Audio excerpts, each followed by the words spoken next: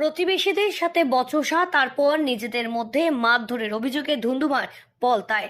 ঘটনাটি ঘটেছে উত্তর ব্যারাকপুর পৌরসভার 11 নম্বর ওয়ার্ডের অন্তর্গত পলতা 18 নম্বর রেলগেট লাগোয়া বিদ্যাসাগর পল্লী এলাকায়। এলাকার সকলের জন্য তৈরি করা এক শৌচালয়, জলের কল, আলো, এই সমস্ত একাধিক বিষয় পরিষেবার খরচ বাবদ রক্ষণাবেক্ষণের জন্য টাকা পরিবার পিছু ধার্য করা হয় এবং সেই 50 টাকা পরিবার পিছু যেই টাকা ধার্য করা হয়েছে সেই টাকা চাইতে গেলে এলাকারই এক বাসিন্দা আজমা বিবি নামে এলাকার এক মহিলাকে আক্রান্ত হতে হয় বলে অভিযোগ তারই এক প্রতিবেশীর বিরুদ্ধে। অকথ্য ভাষায় গালিগালাজ এবং উত্তপ্ত করার চেষ্টা পরিস্থিতিকে এবং তাকে মারধর করার অভিযোগ ওঠে আজমা বিবির পরিবারের পক্ষ থেকে। এমনকি তাকে মারধর করারও চেষ্টা করা হয়। প্রতিবাদ করতে গেলে তার স্বামীর বিরুদ্ধে মিথ্যে অভিযোগ করা হয়। চাঁদা তুলতে গেছিলাম, মাসিক চাঁদা ওরাও দেয়, আমরাও দিই। এই আমাদের লাইট খরচ, কলের বাবদ, কল খারাপ হয়ে গেলে কলের খরচ, পায়খানা বাথরুম পরিষ্কার করা সেই সুইপারের খরচ, এই টাকাটা ওরাও দেয় 50 টাকা। সব ঘর থেকে 50 টাকা করে ওরাও দেয়, আমরাও দিই। এখানে প্রত্যেকটা 30টা 28টা 27টার মতো ঘর আছে।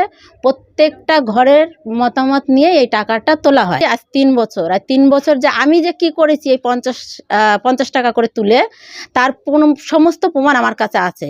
আর যারা আমাদের অভিযোগ দিচ্ছে যে আমি তোলাবাজি, তা এটা কি তোলাবাজি আমার কাছেও মানে অভিযোগ যে এই যে কি তোলাবাজি ওরা যে বলছে, সেই তোলাবাজিটা আমাকে একটু প্রমাণ দিক।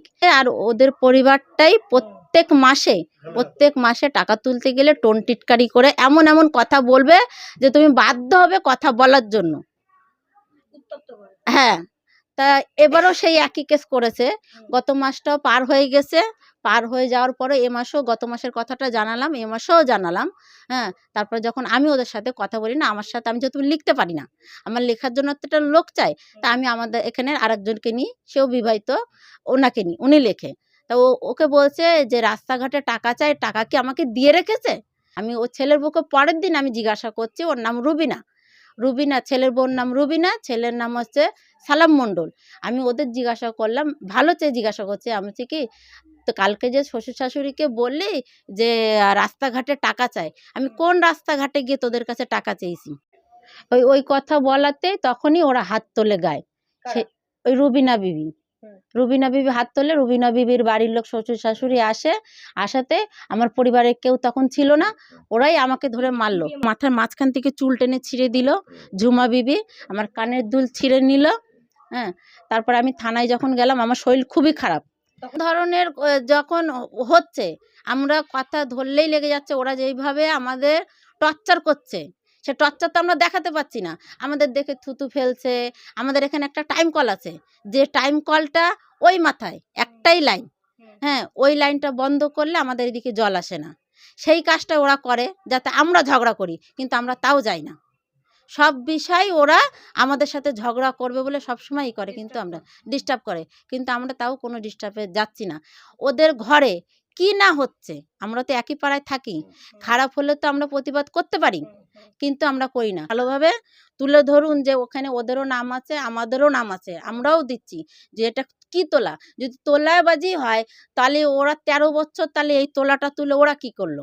সেদিন কিছুই ঘটেনি। ওই টাকা তোলা নিয়ে আমার ভাইয়ের বউটাকে ওখানে পিটাচ্ছিল। আমরা তো জানিই না, সেদিন আমরা রোজা আছি, নামাজ পড়ছিলাম।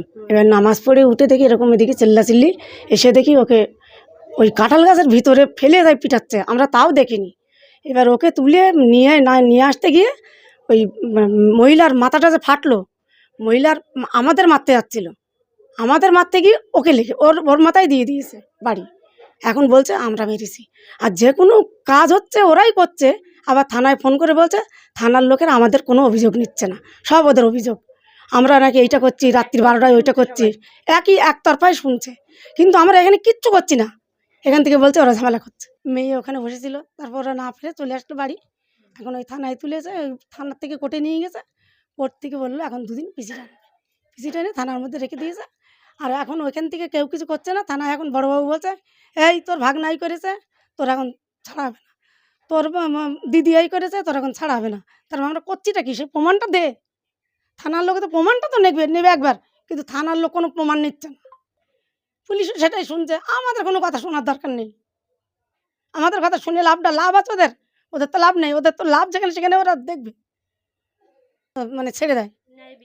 হ্যাঁ, ন্যায্য বিচার করুক, আমাদের সত্যিটা তো করুক, দেখুক। আমরা ওই মিথ্যা কথার ভেতর যাচ্ছি না।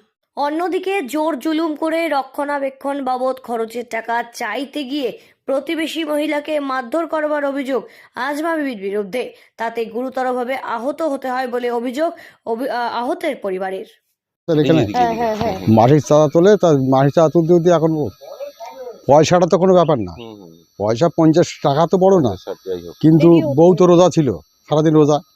তাহলে ওকে বারবার ইয়ে করে মানে জোর করে তোরা সবাই মিলে যেতে, কেউ দুপুরে আবার বাড়ি ছিল না, ও দুপুরবেলা ওরা মানে সবাই মিলে ডেকে নিয়ে ওকে মারতে গেছে। এবার যারে মারতে গেছে ও আমাদের নিজেরা মানে আত্মীয়, মানে আমার শালার বউ।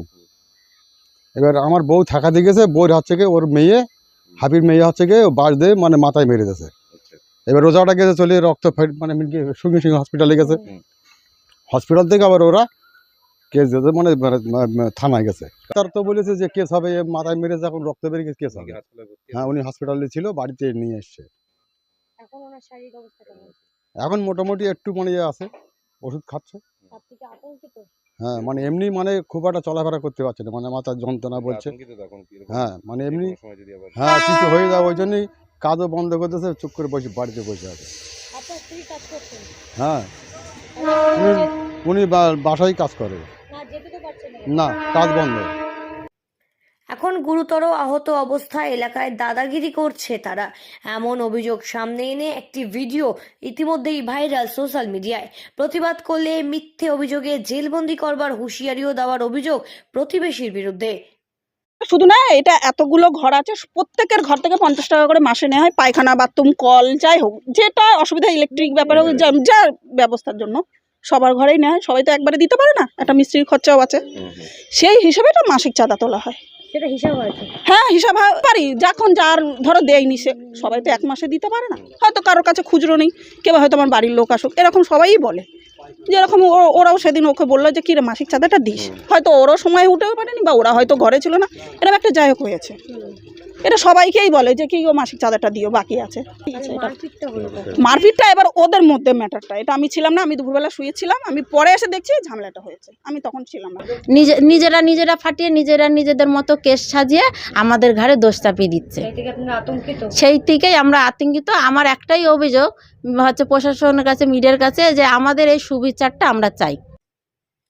ইতিমধ্যেই গোটা বিষয়ে দুপক্ষই নোয়াপাড়া থানায় দ্বারস্থ হলে প্রশাসনের বিরুদ্ধে নিষ্ক্রিয়তার অভিযোগ তুলে ক্ষোভে ফেটে পড়েন আজমা বিবি এবং তার পরিবার। সঠিক বিচারের আশায় এখন দিন গুনছেন তারা। ইতিমধ্যে গোটা বিষয়টি সামনে আসতেই গোটা বিষয়টির খবর খতিয়ে দেখে দ্রুত সমাধান এবং সঠিক বিচারের আশায় ইতিমধ্যেই দাবি জানিয়েছেন ওয়ার্ডের কাউন্সিলর প্রসেন সরকার।